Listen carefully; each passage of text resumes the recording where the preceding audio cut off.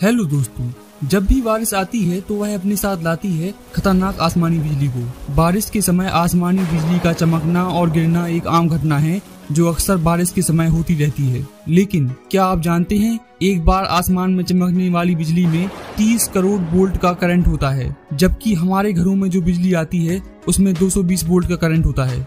ऐसे में आप सोच सकते हैं कि अगर किसी के ऊपर आसमानी बिजली गिर जाए तो उसका क्या हाल होगा। गवर्नमेंट रिकॉर्ड्स के अनुसार भारत में हर साल करीब 2500 लोग अपनी जान गंवा देते हैं आसमानी बिजली गिरने से। ऐसे में आपको यह जरूर जानना चाहिए कि आसमान से बिजली कैसे गिरती है, कैसे आप बिजली के गिरने से बच सकते हैं और आखिर बादलों के बीच में यह बिजली कैसे बनती है। तो चलिए वीडियो शुरू करते हैं। दोस्तों, आसमान में बिजली बनने की शुरुआत होती है बादलों के बनने से।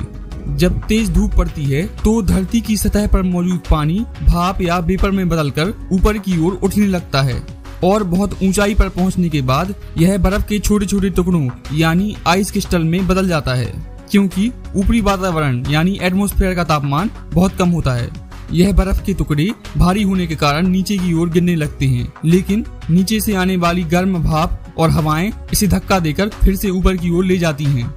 ऊपर पहुंचने के बाद फिर से यह और बर्फ के टुकड़ों के साथ नीचे की ओर गिरने लगते हैं, लेकिन नीचे से आने वाली गर्म हवाएं फिर से इसे धक्का देकर ऊपर की ओर ले जाती हैं।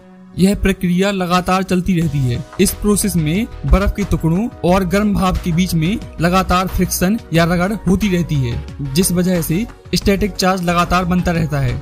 इसे समझने के लिए आप एक एक्सपेरिमेंट कर सकते हैं। इसके लिए आप कोई भी कांच या प्लास्टिक की चीज लें और उसे कोई सूखे कपड़े या बालों में कुछ समय के लिए घिसें और उसे कागज के टुकड़ों के पास ले जाएं।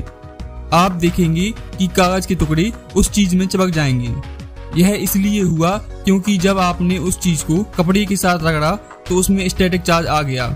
ठीक इसी प्रकार बादलों में भी फ्रिक्शन के कारण लगातार स्टैटिक चार्ज बनता रहता है और जैसे जैसे बादलों का साइज बढ़ता जाता है उसके साथ साथ स्टैटिक चार्ज की मात्रा भी बढ़ती जाती है। पॉजिटिव स्टैटिक चार्ज बादलों के ऊपरी साइड में इकट्ठा होता रहता है और नेगेटिव स्टैटिक चार्ज बादलों के नीचे के साइड में। और आपको यह पता होना चाहिए कि धरती की ऊपरी सतह पर प्राकृतिक रूप से पॉजिटिव चार्ज होता है।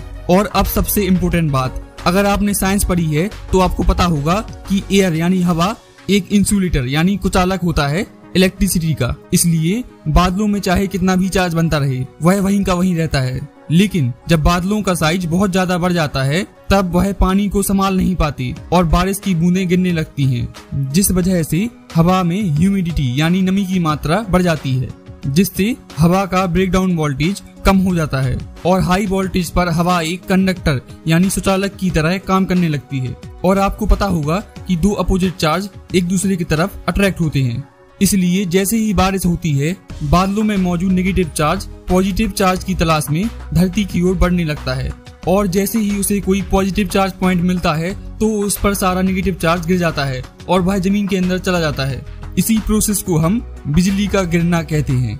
बिजली गिरने की प्रोसेस बहुत तेजी से होती है। एक बार बिजली गिरने में बस कुछ मिलीसेकंड का ही समय लगता है। जब बिजली गिरती है तो उस समय के लिए उसका तापमान 30,000 डिग्री सेल्सियस हो जाता है, जो कि सूर्य के तापमान से 5 गुना है। एकदम से आए तापमान में चेंज की वजह से एक शॉक वेव पैदा होती है, जो कि हमें बिजली की घड़घड़ाहट के रूप में सुनाई देती है।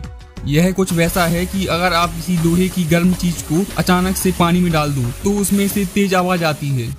बारिश के समय ज्यादातर बिजली पहाड़ों और नदी तालाबों में गिरती है, इसलिए इन स्थानों पर बरसात के समय न जाएं। इसके अलावा बिजली गिरने का खतरा सबसे ज्यादा पेड़ों और लोहे के खंभों पर होता है, इसलिए भूलकर भी बरसात के समय किसी पेड़ या खंभे के नीचे खड़े न हो। अगर आप बारिश के समय मोबाइल से बात करते हैं या इंटरनेट चलाते हैं तो आपको डरने की बिल्कुल जरूरत नहीं है, क्योंकि मोबाइल के नेटवर्क बिजली को अपनी ओर नहीं खींच सकते। अगर आपने ऐसा सुना है कि मोबाइल चलाने से बिजली गिरती है तो यह मिथ है। इसके अलावा अगर आप बरसात के समय किसी खुले मैदान में जाते हैं जहां पर दूर दूर तक आपसे ऊंची चीज कोई नहीं है, तब शायद आप पर बिजली गिर सकती है, क्योंकि आसमानी बिजली सबसे शॉर्ट रास्ता लेती है जमीन तक पहुंचने के लिए। इसलिए अगर आप बरसात के समय किसी खुले मैदान में फंस जाते हैं, जैसे कि खेत वगैरह में, तो कोशिश करें कि आप बैठकर चलें, क्योंकि खड़े होकर अगर आप दौड़ लगाएंगे तो आप अपने ऊपर बिजली गिरने का खतरा बढ़ा देंगे। इसके अलावा बरसात के समय ऐसा छाता लेकर ना जाएं जिसके ऊपर मेटल का पॉइंट हो, क्योंकि वह पॉइंट एक परफेक्ट रास्ता बन जाएगा बिजली गिरने के लिए। तो बस यही थी आसमानी बिजली गिरने की पूरी कहानी। वीडियो अच्छी लगी हो तो लाइक करें, चैनल को सब्सक्राइब करें और दोस्तों के साथ शेयर करना बिल्कुल ना भूलें। मिलते हैं किसी दूसरी वीडियो में।